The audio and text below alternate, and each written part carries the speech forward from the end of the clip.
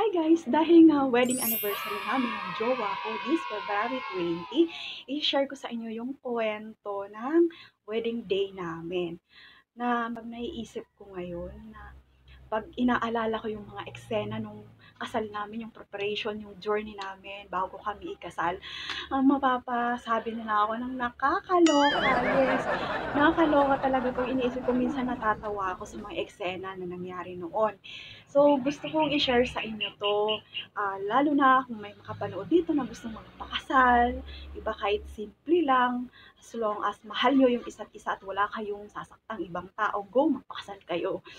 And masasabi ko yung wedding namin na DIY wedding. So, do it yourself wedding. Kaya napaka-unforgettable ito para sa akin. And isa pa na talagang hindi ko makakalimutan is yung role or bakit ba naging part sa kasal namin si Idol Raffy Tulfo. Yes, dahil idol nga yan ng asawa ko. So, lalo niyang naging idol to simula nung kinasal kami. So, malalaman niyo kung bakit, ano yung role ni Raffy Tulfo, paano siya nakatulong sa amin, so, sa pagpapakasal namin. So, samahan niyo ko hanggang sa dulo ng video to, please. And, isipin niyo na lang, ikakasal ulit ako at yung panonood niyo ng video ko ay regalo niyo na sa akin. So, hindi niyo na kailangang magbigay ng cash. Hindi niyo na kailangan gumastos, di ba? Libre lang naman ang manood, di ba? Tatapusin niyo lang naman yung kwento ko, tong video ko. So, yun na yung gift mo sa akin. So, maraming salamat in advance. So, yun. Sa mga bago pa lang pala dito sa channel ko, ako nga po pala si Marian. Yun. And, siguro, katulad din kita kung babae ka, di ba? Naging teenager ka or teenager ka ngayon, wala ka pang asawa. Siguro, minsan naiisip mo na or nangangarap ka na magkaroon ng isang bonggang kasal, di ba? Yung tipong maglalakad ka sa aisle na nakasuot ka ng wedding gown, tapos ang daming flowers, mala fairy tale, di ba? Kasi ako, pinangarap ko yan before. And, hindi natupad. Hindi natupad. Hindi natupad. Natatawa nga ako kasi nung 2012, kinasal yung ate ko. And ako yung maid of honor. Sabi sa akin nung friend ko, akala ko ikaw yung kinasal. Akala daw niya, kinasal na ako. Kasi yung suot ko noon, nung maid of honor ako, ang haba nung gown. Tapos, talagang para na siyang pangkasal. Parang mas maganda pa yung, ay hindi naman mas maganda. Parang bongga nung ano ko noon, na-realize ko ngayon kasi ilang taon pa lang ako noon eh. Nag-maid of honor ako sa ate ko. Tapos nag-rent ako ng gown. And white din yun. Tapos meron pa siyang, ano bang tawag din yung parang pampaano, petticoat ba yun? Ano ba yung tawag din? Parang tuto na para maging balloon yung ano niya, yung gown. So kung sinuot ko pa yun, lalong magiging bongga yung gown ko. So ngayon, pinahiram ko na lang sa ate ko para yung gown niya yung maging bongga. Kasi simpleng-simple yung suot, yung ano nun ng ate ko, yung gown. Tapos may mga alahas pa yung nakaset, yung nirent ko noon na ano, na damit. May kasama pang necklace na ang bongga.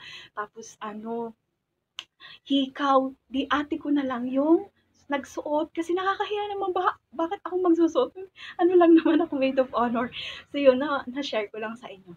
And so yun nga, so, pinangarap ko din yan before, na sabi ko gusto kong magkaroon ng bonggang kasal. Pero, 'di ba, alam ko, hindi man binibigay sa atin ni God yung pangarap natin, meron naman siyang ipapalit diyan na hindi man natin alam kung bakit hindi nangyari yun or hindi natupad yung gusto natin, yung pangarap natin is balang araw mare-realize natin na kung bakit hindi yun binigay sa atin ni God. So ako, ito yung wedding namin. Masabi ko na talaga, grabe, punong-puno ng surprises. Talaga, si God. Alam mo yun, ngayon ko na-realize na hindi ko ipagpapalit yung kasal ko sa kahit na ano pang bonggang kasal. Napaka-unique and na sobrang na-appreciate ko yung pinagdaanan namin ng asawa ko nung kasal namin. Talagang walang kapantay yun. So, dun palang panalo na ako. And, syempre, of course, yung mamit mo or yung magiging asawa mo, yun yung mahalaga, di ba? Sa pagpapakasal, kumbaga free na lang, libre na lang yung kung papaano ka ikakasal, 'di ba? Yung kung bongga man 'yan, 'di ba? Pero ang pinakaimportante do'n is yung asawa mo, 'di ba? Kayong dalawa yung pagsasama niyo, yung married life niyo. So, yun yung pinakamahalaga, yun kailangan nating, um, paghandaan. So, ngayon habang nagma-matured ako na talagang na-realize ko na mas the best yung plan ni God para sa atin. Bago ako mag-umpisa, kuwentuhan ko muna kayo ng konting, background, konting background, 'di ba, para may idea naman kayo, para may idea kayo sa ikuwento ko na kung papaano kami nakapagpakasal ng asawa ko. So, nag-meet kami nakilala ko yung asawa ko 2011, November, dito sa Bicol, sa Pili. So, magkatrabaho kami, pero hindi kami yung tipong close, parang dumadaan-daan lang siya, ganyan.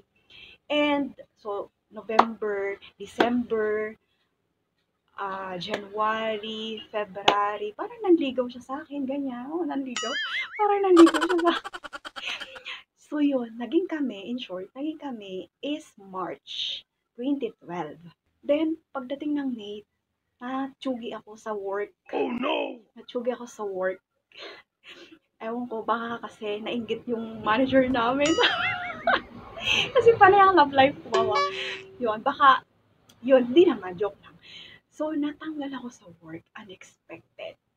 So, simula nun, nandito, nandito ako sa Bicol. So, ako, umalis na ako, nagpunta na ako ng Maynila. So, yung asawa ko nandito pa din sa Bicol. So, from 2012, LDR kami ng asawa ko. 2012, 13, 14, 15, and 2016, nagtatrabaho na ako nun sa Rizal, Taytay Rizal. Sumunod dun yung asawa ko. Oo, sumunod. Sumunod. Then sumunod dun and unexpected na naman, unplanned na pregnant ako. So, simula noong 2016, nagsama na kami ng asawa ko and nagkaroon na siya ng work sa Taytay. So, 2016, 17, 18, 19. So, 2019, napauwi na kami dito sa Bicol. So, nag-decide na kami na mag-settle dito kasi nawalan na rin ng work yung asawa ko. June 2019, dito na kami sa Bicol. Hanggang ngayon, dito na kami sa Bicol nagstay. So, 2019, nandun na yung naranasan namin na alam mo yun, naranasan talaga namin na sobrang hirap ng buhay. Lalong-lalo na walang trabaho yung asawa ko that time kasi nawalan na siya ng work. Nasa Maynila, pagdating dito, hindi ka naman agad makakahanap ng trabaho and wala kaming ipon kasi napakasakiti ng anak ko noon. Kaya nga nag-decide kami dito na magstay. So, 2 years old pa lang nun ng baby namin, napakasakitin niya, nagre-rent lang kami dun sa hindi siya naaarawan, hindi siya nakapaglaro. So, yun, nagstay na kami dito. Pagdating namin dito, sobrang hirap talaga ng buhay namin. As in, binibigyan lang kami nung biyanan ng pagkain, di ba? Yung mga ganun, sobra. Tapos siyempre pagka wala kang pera minsan nade-depress ka, 'di ba? Ako sobrang ako no'n na gusto ko ng magpakasal, gusto ko ng ikasal, pero wala naman kaming pera. Nung nando'n naman kami sa Maynila, hindi naman namin afford kasi nagre-rent kami kahit sa civil lang sana. Hindi namin afford na magpakasal pa kasi nga baby pa yung anak namin. So nung nandito na kami sa Bicol, nando'n na medyo na-depress ako, tapos minsan nag-aaway kami ng asawa ko, hindi naman sobrang away, pero andun na yung pangarap ko na sana ikasal na kami kasi lumalaki na yung anak ko. And ayokong lumaki siya or mag-aral siya na hindi kami kasal ng asawa ko. And ako talaga, personally, naniniwala ako sa kasal. Ako, practical akong tao, hindi ko na inisip na magpakasal ng bongga, nasa ipipilit ko pa yung pangarap ko, hindi na. Ang gusto ko lang makasal sa asawa ko para yung anak ko mag-benefit din. Kasi, 'di ba, paano ka makakapag-move on or kumbaga nag-umpisa kami ng buhay namin dito eh. Pero parang hindi kumpleto kasi hindi pa kami kasal. So, ang gusto ko talaga yung makasal. Hanggang sa nakahanap naman ng work yung asawa ko dito. So, medyo alam mo yun na lang yung goal namin is magpakasal. So, by last week ng November or last week ng November, nagkaroon kami ng buong pera na 30,000. So, hindi na talaga kami nagdalawang isip na yun na yung gusto namin gamitin sa pagpapakasal namin. Civil wedding. Kasi hindi naman namin afford ang church wedding. Pero mo 30,000 lang naman yung pera namin. So, nung time na yun, November, December. So, December nag-prepare na kami. So, ano ba yung mga gagastusin sa civil wedding? Ano ba yung mga ginastos namin? So, ito sinulat ko para hindi ko makalimutan. Okay. Yung pagkakasyahin namin na pera is 30,000. Civil wedding. Okay? So, ang ginawa muna namin, syempre, nag-asikaso kami ng mga documents, birth certificate ko at ng asawa ko, yung mga seminar, Senomar, certificate of no marriage, mga ganyan, seminar, tapos yung mga kailangan asikasuhin sa munisipyo. Yun.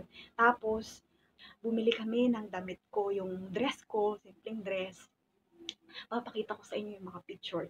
Dress ko, yung sandals ko, tapos konting makeup. Alam mo yung makeup ko lang, kulang naman that time, lipstick lang naman. Alight lang. Kasi makikita nyo naman yung mukha ko dyan, wala masyadong makeup. Tapos, damit ng asawa ko yung polo niya, yung slacks niya, and then sapatos niya. Tapos damit ng anak ko, yung polo niya, tapos yung pants niya. Tapos souvenirs namin. Siyempre gusto din namin magbigay ng giveaways. Di ba yung pang giveaway sa mga kasal? And yun, iba yung souvenir namin sa ninong namin, apat yung ninong at ninang namin. So, bali dalawang pair. Ang ano namin noon, souvenir is eto. Hanggang ngayon, meron pa ako. Papakita ko sa inyo. Ayan. Ayun ba? Kaso ano, napunit na.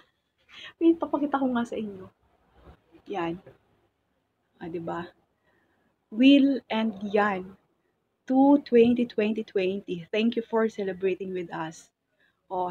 Yung pamaypay, ito yung sa guest. Ito yung sa mga sa mga kamag-anak namin, and yung sa ninong at ninang, 4 pieces iba naman. Yun. Alam mo, yung souvenir na yun, ako mismo bumili noon, tapos ako yung nagpa-print ng ilalagay doon na, ito pinagawa na lang dito ng asawa ko. Tapos, invitation. Alam nyo ba yung invitation na ginawa namin? Ay, na binigay namin, is ako lang din ang gumawa. Humiram ako sa laptop ng ate ko, sa bayaw ko.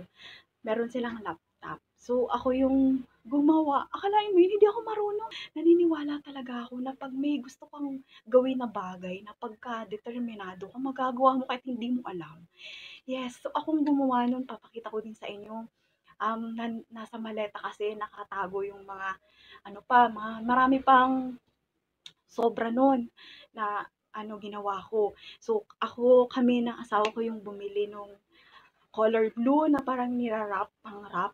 Tapos, ako yung gumawa sa laptop. Tapos, sinave ko lang sa USB, pinaprint ko na lang sa computer shop. And, yung papel nun, binili ko lang din sa bookstore, yung medyo makapal na papel na maganda naman, hindi naman pang paper, yung maganda namang papel. Tapos yun, nakatipid-tipid kami kasi di ba 30,000 na yung pagkakasyahin ko. So, yun. So, parang feeling ko okay naman. Okay naman. Bumili kami ng ribbon, yun. And next is yung decoration sa venue plus tarpaulin. Yung tarpaulin, pinagawa lang din namin. And ako din yung kung ano ilalagay, ng mga quotes. Kasi pinalagyan ko yun ng quotes and picture namin, yung design. Tapos, yung decoration sa venue, ito, papakita ko sa inyo yung picture. Kami na asawa ko yung nag-decorate yan. Nung morning, bago kami ikasal, yes, pumunta kami doon sa venue. Kami yung nag-decorate, naglagay ng mga balloons, nagdikit-dikit na kung ano-ano dyan. Tapos, cake and wine. Yung cake, nag-search kami ng gumagawa ng cake doon sa malapit na venue para pag dinala namin, malapit lang din. Sa Iriga kasi yun, sa Iriga City. So, doon namin yung cake, pinagawa, and wine, so isang wine lang naman. So yun mga ginastos. And yung ibang paggastos pagkain dito sa bahay kasi sabi nung biyenan ko maghanda din daw kami ng kahit konti lang na pagkain dito sa bahay. Kahit na meron kaming reception kasi baka may pumunta naman dito, nakakahiya at wala kaming maihanda. So, syempre gumastos din kami ng konting pambili ng pagkain dito. Tapos, ano pa, wedding ring. Asbento. So, hindi na kami gumastos sa ring namin. So, ganun kami ka-practical. Alam mo, ito, yan. Ano to, regalo to sa akin ng asawa ko. Jowa ko pa lang naman noon. Regalo niya to sa akin. Bago, di ba na sabi ko sa inyo, nag-OJT siya sa barko. Pero hindi po siya seaman. Hindi niya tinuloy. So, nag-OJT siya. Tapos, nung bago siya umalis, na nagbarko siya, bumili siya nito, couple ring. Tapos, ito na lang yung ginamit namin. Ang ginawa niya, bumili na lang siya ng heart na ang magandang lagayan ng ring. Yung alam mo yung akala mo bagong bili. Kasi kailangan ng ring. Kung hihingin nun sa inyo, iba sa munisipyo, hihingin yun sa inyo nung mayor or kung sino man yung magkakasal sa inyo. Kasi ipapasuot niya yun sa inyo, di ba? Syempre. So ngayon, eto, ito na lang yung nilagay namin doon para magmukhang bago pero mag-iisang dekada na to sa akin. Di ba? Di ba? Di ba? Di ba? Hindi ko na kailangan gumastos. So, kasi, tinitipid namin yung 30,000 namin. So, yun. Tipid ko, di ba? So, hindi naman, alam mo, hindi naman masusukat sa material na bagay yung pagmamahal sa'yo ng tao. Tandaan nyo yan, okay? So, hindi yan masusukat sa material na bagay. Mararamdaman mo na lang yan.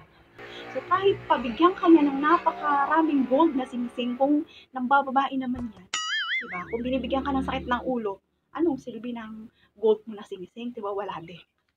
So, ganun yun. And, ano pa, yung sa transportation, gusto kong magpasalamat sa ate ko at sa bayaw ko na sobrang supportive talaga, napaka-generous dahil sinagot niya yung jeep na sasakyan ng mga bisita namin kasi malayo. So, syempre, alangan namang kanya-kanya sila ng ano, 'di ba? Nakakaya naman kanya-kanya ng pamasahe. So sinagot 'yun ng ate at ng bayaw ko. So sobrang thank you sa inyo. 'Yun. So 'yun lang naman yung ginastos namin. Yung nasabi ko naman na lahat. And nung wedding day na mismo, okay? So ang wedding time namin is 10 a.m. Tapos, 'di ba sabi ko sa inyo, bago kami ikasal, sobrang maagang-maaga pumunta na kami doon sa reception, doon sa venue na pupunta namin pagkakainan ng mga bisita. So, kami ng asawa ko, pumunta na kami doon, pinick up namin yung cake, nag-decorate na kami. Kasi, alangan namang magbayad pa kami ng magde-decorate, ano pa yun, dagdag gastos pa yun kasi magbabayad pa kami nung sa venue. 'Di ba? Sobrang hectic ng schedule namin that time ng asawa ko. Yun. Tapos, so okay na morning, maaga, yun na, ano na kami ng asawa ko, then umuwi na kami dito sa bahay, nagbihis na, nag-prepare na, tapos yun, makeup, ako lang din nag-makeup ng sarili ko. So, light lang na makeup, lipstick, konting, eyeshadow, tapos ano pa tawag dito, mascara, ganun. And, yung buhok ko, bumili lang ako ng hairspray, pang hairspray, tas ano lang ako, makikita nyo naman sa picture, nakatali ako. And, yung asawa ko, pinaayos ko sa buhok ko, diba? Diba, yung, tipid. Yun, asawa ko nag-ayos noon, kasi hindi ko naman makita. Tapos, ayun na, yung asawa ko nauna na doon sa munisipyo kasi bawal daw magsabay, di ba? Yun yung kailangan mauna daw ng lalaki. Samantalang nagsasama naman na. So, yun. And ako sumakay ako sa tricycle ng biyanang ko. And ito pa, bawal daw mag-park dun sa munisipyo yung tricycle. So, ngayon, bumaba kami dun sa may medyo malayo pa, siguro mga 50 meters ang lalakarin or mga 70 meters pa ang lalakarin. So, naka-dress ako ng pangkasal. Ang taas-taas ng takong ko. Tapos, naglakad ako sa pedestrian lane hanggang sa munisipyo. Sabi ko, my God, buti na lang hindi gano'n, sobrang ano lang, light lang nung makeup ko. Yung hindi naman, di mo masyadong mahalatang kasal ko kasi naglalakad ako, tumawid pa ng pedestrian lane, saan ka pa? Di ba napaka-memorable, nakakaloka talaga yung mga araw na yun pag inaalala ko. Tapos, and after nun, nung ikakasal na kami, ito, isa to sa hindi ko rin makakalimutan. Di ba, ayun na, tatanungin ka, tinanong kami nung mayor, kasi si mayor ang nagkasal sa amin. So, bakit mo gustong pakasalan si ganito? Tapos, sabi ko, sabi ko talaga ang sagot ko, kasi siya po yung ama ng anak ko. Yun yung sagot ko. Sabi sa akin ni mayor, hindi dapat. Kailangan kung magpapakasal, mahal mo yung asawa mo. Kailangan daw, yung reason is mahal mo yung asawa mo, hindi lang dahil sa siya yung ama ng anak mo. So, medyo nahiya naman ako noon. Baka sabihin naman noon, isipin ng mga tao doon nakikinig, hindi ko mahal yung asawa ko. Siyempre, given na yun, magpapakasal ba ako sa hindi ko mahal?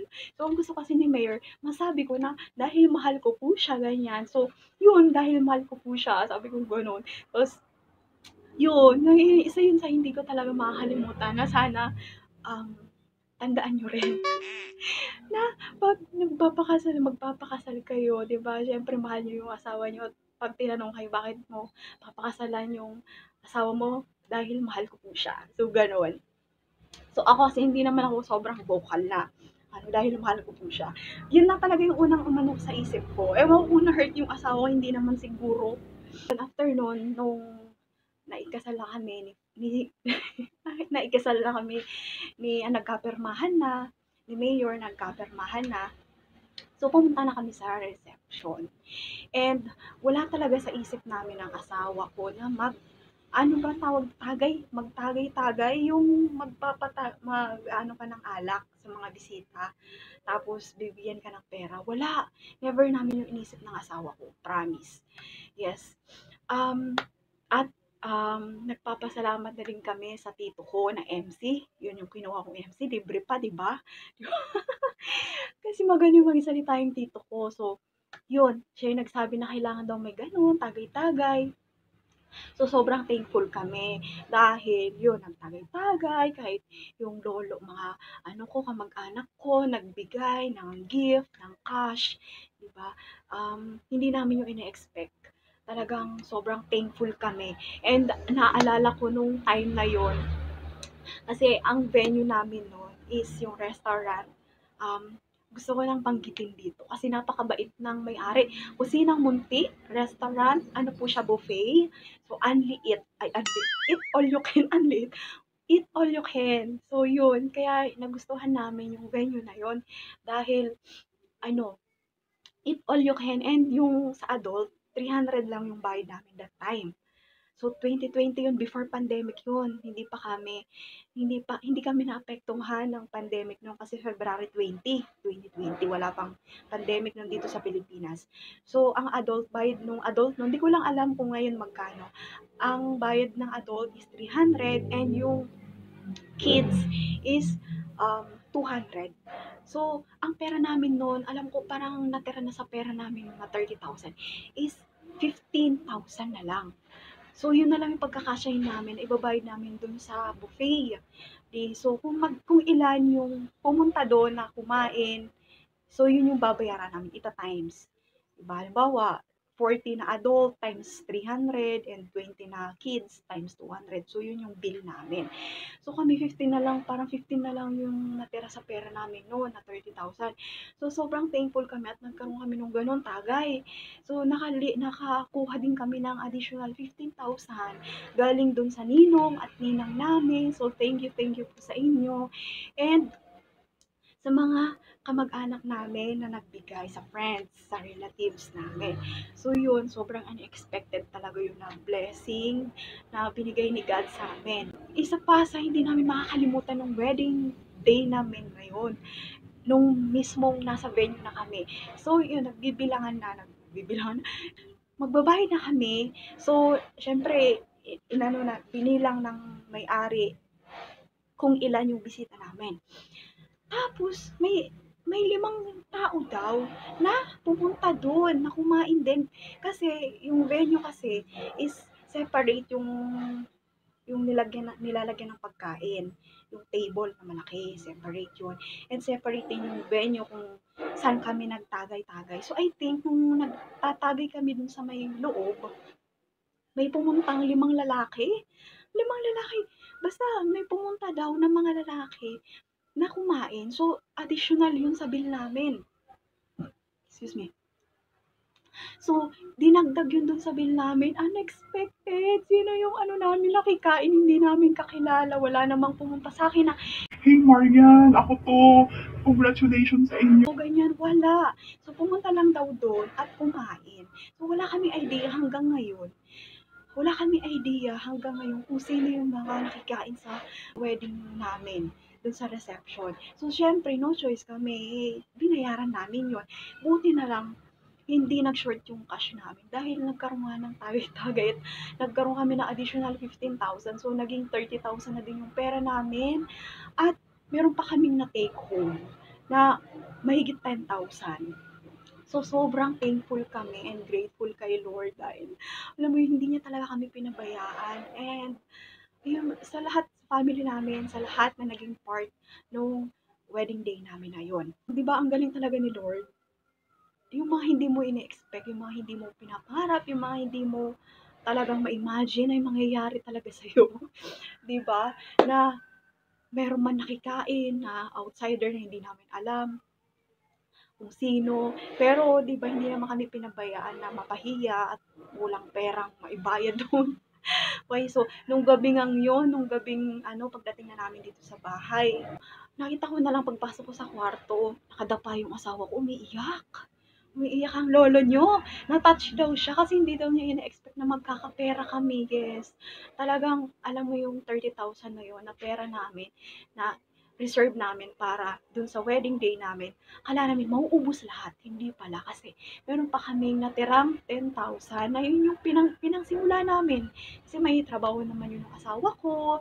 And ako, nag-start ako na nag-business. Kasi naging ano na yun eh, nag-pandemic na nung time na yun, sobra talaga. Alam mo yun, sobra yung God's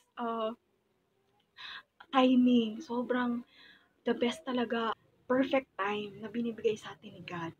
Wala nang ibang mas um, gaganda pa sa God's time. Yes. And yung hashtag ko ngayon is God's will to Marian. Kasi Marian ako and yung asawa ko Will. God's will to Marian. O, di ba ang ganda? Ang arte ko, no? So, yun, may pag-ganun pa ako noon. Paano nga ba naging part si Rafi Tulfo? Ganyan. So, yun. So, di ba, sabi ko sa inyo, nagkaroon kami ng 30,000 ng asawa ko. 2019. Kasi, ganito yun. 2016, 2019, di ba, nag-work yung asawa ko sa Manila. Okay, sa isang kumpanya doon. Tapos, 2019, nawala na siya ng work. Kasi, unexpected din naman yung, ano, hindi niya rin plinano yun eh, na mawalan siya ng work by June. So, 3 years siya nagtrabaho doon. Tapos, nandito na kami sa Bicol, di ba? Naghanap na siya ng trabaho dito. June, July, August, September, October, wala pa rin yung back pay niya. Wala pa rin yung, um, hindi ko naman masasabi separation pay eh. Basta yung back pay niya, hindi niya pa rin nakukuha, hindi pa rin binibigay sa kanya. Ilang follow-up na yung ginawa niya, ilang tawag na yung ginawa niya. Hindi naman niya afford na pumunta pa ng Maynila para lang mag-follow up. Kasi magkano rin ang pamasahe, 'di ba? Sabi ko nga sa inyo, hirap na hirap kami that time. So, ngayon, ilang buwan na nakalipas, hindi pa rin binibigay sa kanya. Pumunta yung asawa ko sa Iriga City. Sabi niya, magsusumbong na ako kay Tulfo. Yun, alam niyo ang ginawa niya, pumunta siya sa ACT-CIS. Na, 'di ba, ano siya ni Rafi Tulfo that time, party list. Saka ni Minya Taduran ata, hanggang ngayon, ewan ko kung ano hanggang ngayon. Sabi niya, magsusumbong ako kasi walang ginagawa yung kumpanya before. Alam niyo yung pera niya kukunin doon, hindi yung pera ng kumpanya kasi meron silang cash band. Alam niyo yung cash band, yung every sahod, every month, every sahod, merong kinakaltas sa kanila na parang pondo nila. O, di ba pera niya lang naman yun eh. Tapos, ito pa, ang tagal nga ibigay. Di pumunta yung asawa ko doon sa Iriga. Nag-ano siya, nagsumbong. Tapos sabi ng asawa ko, siya lang naman ang pumunta. Ah, tumawag daw agad yung staff. May staff daw doon. Tapos, may init. May staff daw doon. Tapos, ang bunga daw, binigay ng asawa ko yung ano, yung katunayan na talagang naging part siya ng kumpanya, ganito, na-employed siya before, tapos hindi pa binibigay sa kanya yung back pay niya, ang tagal-tagal na, magsi 6 months na, 5 months na. Cleared naman siya, nakapag ano siya ng maayos, wala naman siyang ginawang masama. So, yun. And, ang tinawagan daw agad nung ano, sabi daw nung staff doon, Hello? To. Ano po ito? Si ano po ito ng AXIS ni Rafi Tulfo? May nagrereklamo po dito na dating empleyado kasi tagal-tagal na daw po hindi niyo binibigay yung back pay, ganun. Alam nyo kung anong ginawa nung kumpanya niya. Binigay agad. Wala pang 1 week. Hinulog agad sa ATM ng asawa ko. So, yun. Kaya yung asawa ko, idol na idol niyan si Rafi Tulfo. Kasi, oo nga naman. 'Di ba? Kung kami, umasa lang kami sa na mag-antay, kung kailan nila ibibigay yung pera na deserve naman ng asawa ko, sa kanya naman talaga yun, 'di ba?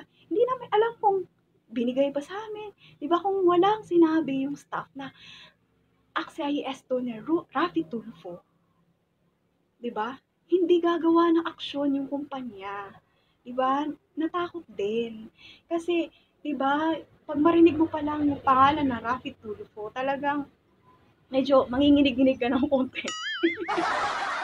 Manginginig-nginig na, ay baka maano ako, ma-TV ako, gano'n. 'Di ba sikat na sikat 'yan. Kaya yung asawa ko, sobrang idol niyan si Rafi kasi nakatulong daw sa amin. Totoo naman talaga, nakatulong sa amin. Yun yung nagamit namin sa pagpapakasal namin, yung perang yun.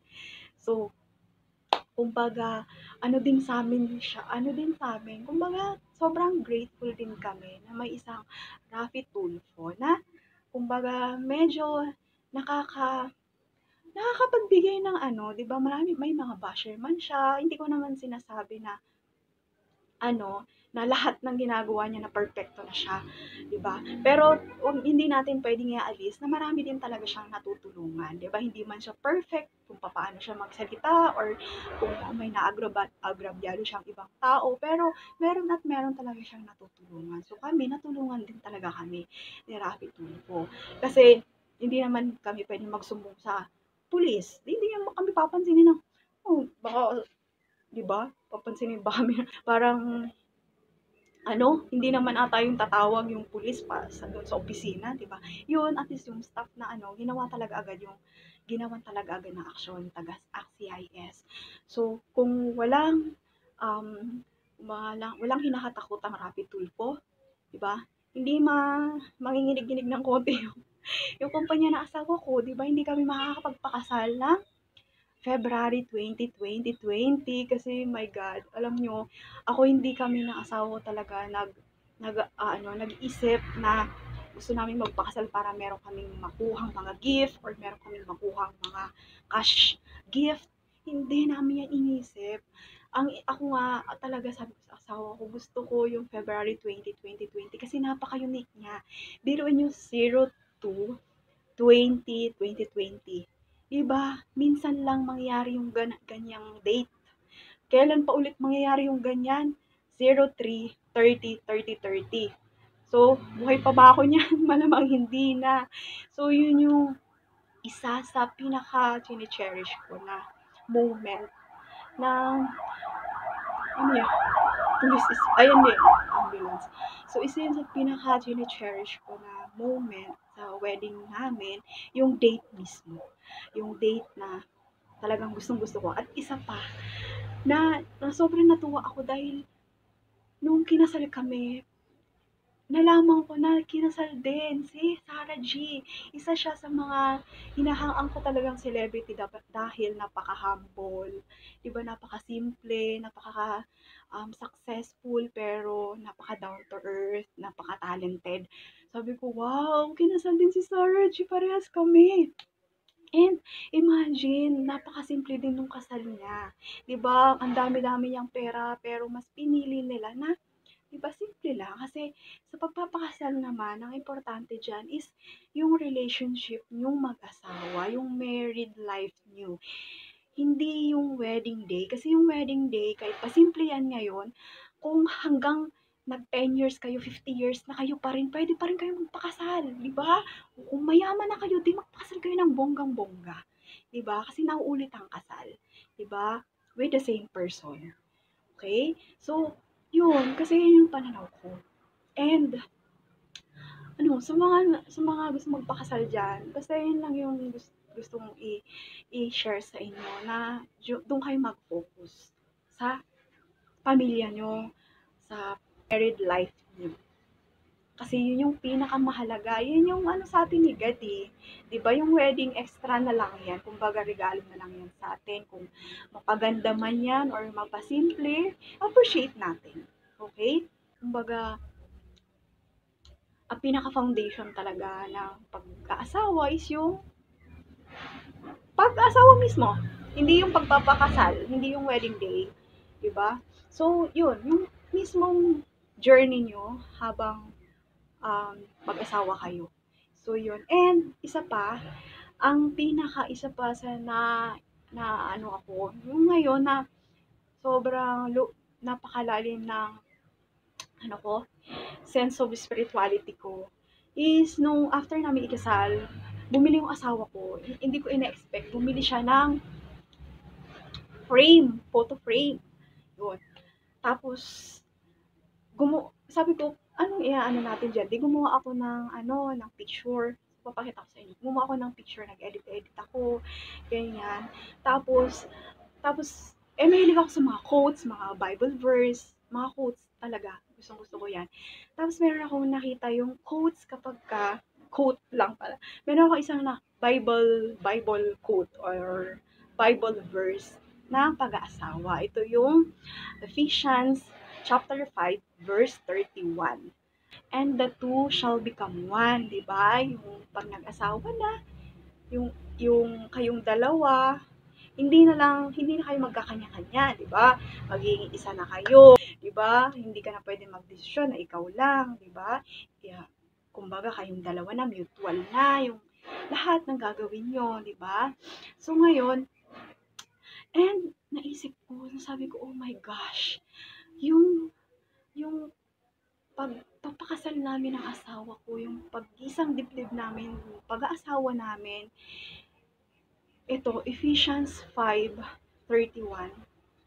Nagbunga siya. Alam mo kung ano yung bunga niya? Yung anak namin. Kasi yung anak namin, yung birthday niya, May 31. So, 5:31. Oh, diba? Diba? Napaka-amazing talaga ni Lord. Sabi nga ni Melay, God moves in mysterious way. Diba? Napaka-daming surprises na kapag aware ka, mataas yung malaki or malalim yung sense of spirituality mo. Kahit mga maliliit na bagay, magagawa mong magical, magagawa mong malaki. Yun. So, yun. I hope meron kayong natutunan dito sa video ko. Sobrang haba na ata. Hindi ko alam kung 1 hour na to. So, yun. Maraming salamat. And kung nag-enjoy ka sa video ko and sa pagsasalita ko, kindly subscribe to my YouTube channel and like this video. And maraming salamat sa naging support ng wedding namin. At yun, hindi ko na kayo iisa-isahin sa family ko, sa mama ko na sobrang supportive at never nag-demand sa akin na ganito, na ganyan, na gusto ko ganyan ang kasal mo. Never siya nag-demand. Sobrang thankful ako na meron akong napaka-supportive na mama. And sa papa ko in heaven, I know na masaya siya sa desisyon ko na as long as happy ako. Yun, maraming salamat and thank you Lord. Salamat sa panonood and God bless us all. Bye!